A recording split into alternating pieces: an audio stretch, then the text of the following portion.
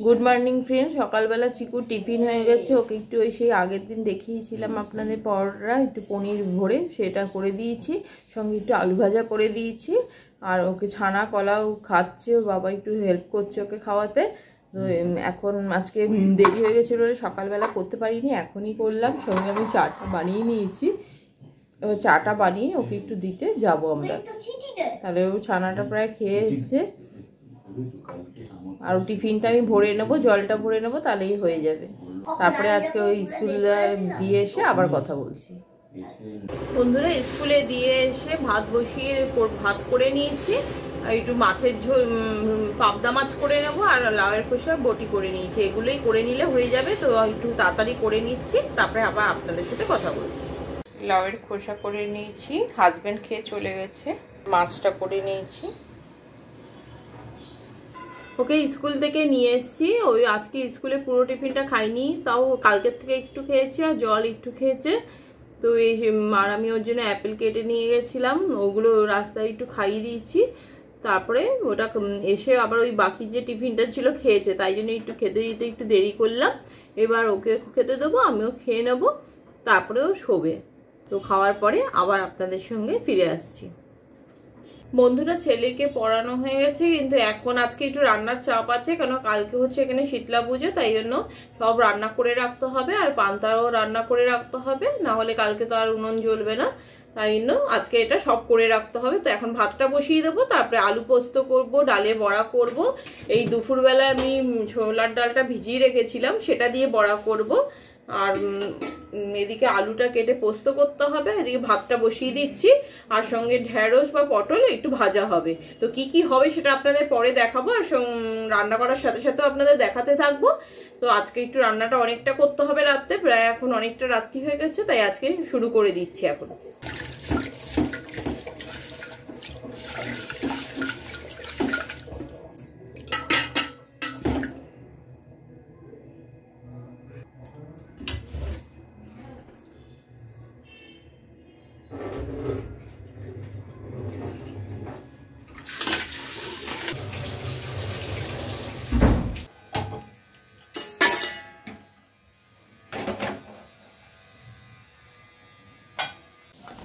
এই আজকেই ছোলার ডাল নিয়ে এসেছি এই বড়া করবো বলে, কিন্তু তার মধ্যেও দেখছি পোকা, তাই জন্য দোকানের জিনিসটা ভালো ছিল না, তাই একটু বেছে নিচ্ছি। খুব একটা না, একটা দুটো দেখলাম, তাই একবার চেক করে নিচ্ছি, তারপরে এটা দিয়ে পেস্ট করে বড়াটা করব।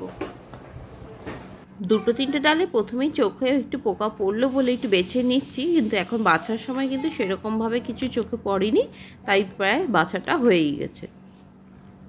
ডালটা বেটে নিচ্ছি, এবার বড়াগুলো ভেজে নেবো। ভাতটা ফুটে উঠে গেছে, এবার একটু ঢাকাটা নামিয়ে দিয়েছি। তো ভাতে একটু শক্ত থাকতেই নামাবো, যেহেতু পান্তা অনেকক্ষণ থাকবে, তাই জন্য বড়াগুলো ভাজার জন্য ছেড়ে দিয়েছি তেলের মধ্যে। তারপরে সেগুলোকে অল্প করে ছেড়েছি, একসাথে অনেকগুলো ছাড়বেন না, এবার অল্প অল্প করে ভেজে নেবেন। এখানে কিন্তু এইভাবেই ভাজতে হয়, আপনারা কীভাবে করেন অবশ্যই জানাবেন।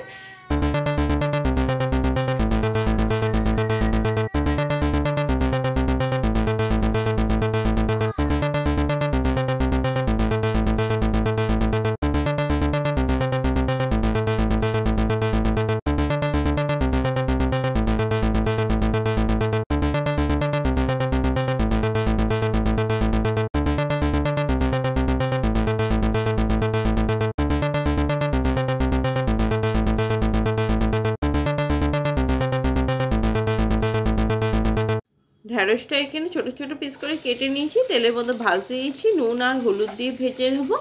আর নুন হলুদ দিয়ে ভেজে নেওয়ার সময় এটা কিন্তু আমি কড়া করেই ভাজবো, কারণ ছেলে পছন্দ করে।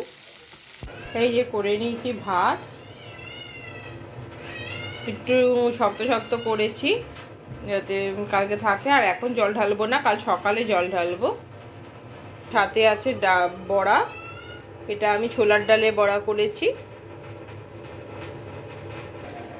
ঢেঁড়স ভেজে নিয়েছি, ঢেঁড়সটা একটু কড়া করেই ভাজলাম, কেন হচ্ছে ছেলে খেতে ভালোবাসে, না হলে নরম হলে খুব একটা খেতে চায় না।